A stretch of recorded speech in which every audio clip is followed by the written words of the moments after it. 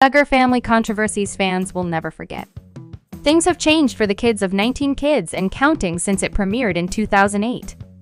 Most of the toddlers and tweens of the Duggar family have matured into young adults with their own families, and even the youngest few are teens on the verge of finding their own paths. But while the Duggars shared much of their life with their viewers, there were some things that the camera didn't show. Among them was the one scandal that brought the original series to a screeching halt. Oldest son Josh Duggar is serving a long prison sentence for receiving and possessing child abuse material. While Josh's arrest and conviction is the most shocking example of the Duggars' wholesome image being soiled, it's far from the only one. Over the years, the family has faced scrutiny for some of their beliefs and practices, and individual members have found themselves in legal hot water. There are certain incidents fans won't soon forget. Still, those viewers have stayed loyal despite it all, keeping up with the latest news through social media. Perhaps viewers feel nostalgic about the show, or perhaps they've adopted a forgiving attitude. The Bible warns against casting the first stone, after all. Here are some of the more problematic situations surrounding the famous mega-clan. As a young teen, Jim Bob Duggar attended a Christian seminar run by a charismatic minister named Bill Gothard, founder of an organization called the Institute in Basic Life Principles, IBLP. Jim Bob became a follower of Gothard and his ministry, and raised his family according to the group's values. The darker side of the IBLP was exposed in the 2023 Amazon docuseries, Shiny Happy People, Duggar Family Secrets. Former members spoke out against the group, which they called a cult. The IBLP patriarchal system establishes men as the authority figures, with women expected to follow their husbands, have a house full of children, and stay in their marriages even in cases of infidelity or abuse. Homeschooling is the norm, and many IBLP families use the Advanced Training Institute program developed by Gothard. The Bible-based curriculum has been called an inadequate education. Gothard established a long list of forbidden activities, including drinking, dancing, watching secular TV shows, wearing immodest clothing, and listening to music with a beat. Over the years, most of the adult Duggar children have broken from the group. Even Jim Bob and Michelle have distanced themselves from the IBLP somewhat. As for Gothard himself, he left the group's board of directors in 2014 after a dozen women accused him of harassment and abuse. Their obedience methods have been called abusive. Fans often marveled at the Duggar children's exemplary behavior. Sibling squabbles were rare. Everyone helped around the house, and no one talked back to their parents. But the 19 Kids attitude was no accident. It was instilled in them before they could even walk. The IBLP places a high value on submission to authority figures, with children taught to obey their parents without argument. Like many moms within the IBLP, Michelle Duggar used a concerning method called blanket training when her children were infants, a technique detailed in the controversial book To Train Up a Child. The strategy involves tempting a baby with a toy just out of their reach, then hitting them with a switch when they crawl off the blanket to fetch it. Eventually, the child learns to stay put. Some days we might practice blanket time 3 or 4 times. Other days we only got it in once, Michelle wrote in her family autobiography via Mercury News. But gradually, it became a common practice. The authors of Train Up claim the technique curbs children's instincts and creates a happy household. Critics beg to differ. Apart from the ethics of hitting a defenseless infant, child development experts say it's also harmful to stifle a baby's natural need to move and explore. Others point out that obeying a parent out of fear is different from doing so out of love. The Duggar girls lost part of their childhood. They say it takes a village to raise a child, and that goes double, or even triple, for a household of 19. But there was plenty of outcry over the Duggar family buddy system when the show was on the air. Under this strategy, the 4 oldest daughters, Jana, Jill, Jessa, and Jinger, were each assigned 3 younger siblings to care for at home and on group outings. The girls took charge of everything from dressing and feeding to supervising their homeschooling homework and music lessons. Mom Michelle was then free to care for her latest newborn or prep a couple pans of tater tot casserole. The system may have streamlined the big household, but it also put a lot of responsibility on girls who were barely old enough to take care of themselves.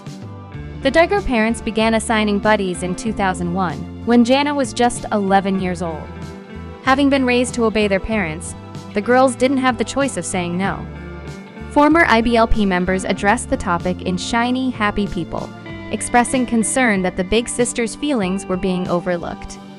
One interviewee said, "Nobody said, is anybody checking to see if that 11-year-old had some needs? That maybe she shouldn't have the baby in bed with her? That maybe she needs school? I cannot emphasize enough how hurtful that is." Jana had an embarrassing babysitting mishap. Jana Duggar remained single well after most of her adult siblings were married with families of their own. Since she lived at home, she was often called on to look after the younger members of the family, including nieces and nephews. Jana had plenty of experience thanks to her years looking after siblings Jason, Jackson, and Josie. But even the most experienced childcare provider can have moments of poor judgment or wandering attention. Such was the case in September of 2021. Jana was babysitting an undisclosed number of children one day, and one managed to leave the house without her knowledge. Someone saw the child wandering alone and notified the police. Jana was served with a citation for endangering the welfare of a minor. The story quickly made news, with some reports wrongly stating she had been arrested. Jana tried to calm things down by issuing a rare statement on her Instagram stories via People. Explaining she had taken her eye off the child for just a moment, the reality star added that a child welfare agent had visited the house and found no sign of neglect. "In the end, I was just upset at myself that it had happened at all, but so thankful it all ended safely. And that's truly what mattered most to me," she wrote. The case was settled out of court a few months later, with Jana pleading guilty and paying an $880 fine. Neighbors fought Joy, Anna, and Austin's RV park plans. The Duggars live by a debt-free philosophy that includes buying at thrift stores, avoiding credit cards, and being self-employed. Many family members either have real estate licenses or do construction work. Their projects don't always pan out, however, as Joy Anna Duggar Forsyth and her husband, Austin Forsyth, learn. The couple purchased a vacant 11-acre lot in Elkins, Arkansas, in the spring of 2021. The land was zoned for agriculture, but they'd put in a request with the Town Planning Commission to rezone it for commercial use. The plan was to turn the lot into an RV park and collect fees from the users. The neighbors had other ideas. Local residents who attended a town meeting shouted down the plan, citing health and safety concerns. One woman told Fox affiliate "No, I just feel like putting it in the middle of a small city, next to a big school, and then also a city that's having water and drainage issues, traffic issues, and then adding possible spots for up to almost 190 RVs. That's kind of worrisome for everybody, I think." Others echoed the fear of having so many strangers in close proximity to the local schools and daycare center. Despite Austin's assurances that the area would be fenced and the ERV owners vetted, the proposal was denied. The Forsyths ended up selling the property in 2023, netting just $5,500 in profit. Jason got into legal trouble. There were some strange things about Jason Duggar's wedding to Maddie Grace in September 2024. Their courtship and engagement were lightning quick, even by Duggar standards. The couple are also facing a headache most newlyweds don't have to deal with, shortly after their wedding. Jason was named as a defendant in a fraud lawsuit. The plaintiff, Mark Thompson, bought a home from the company Madison Holding, which hired Jason as a contractor to do repair work on the property. Thompson claims Jason left some of the projects unfinished, while others, such as the roof and crown molding, were shoddily done. After nearly a year, Jason allegedly told Thompson to pay for someone else to finish the job. Even more concerning is the lawsuit's claim that Jason misrepresented himself as a licensed contractor when he has no individual license. In October 2024, Jason filed to have himself dismissed from the case on the grounds that Thompson's contract was with Madison Holding, not with him personally. He also addressed the fraud charge by explaining that the business he co-owns, Buildmaster Construction, has an active license. He does call himself a licensed contractor in his bio on the Duggar family website, however. The case is still pending as of this writing, but if Jason remains as a defendant and loses, both his career and bank account could suffer. Jason Duggar and Maddie Grace Jones spent first Thanksgiving in Tennessee. Jason Duggar and Maddie Grace Jones celebrated their first holiday together as a married couple. This holiday season will mark a series of firsts for the newlyweds who tied the knot in early October. They traveled to Tennessee to celebrate Thanksgiving with her family after she moved to Arkansas with him following their wedding. Maddie Grace shared photos of the couple posing in front of the Christmas tree, which is presumably up inside her family's home.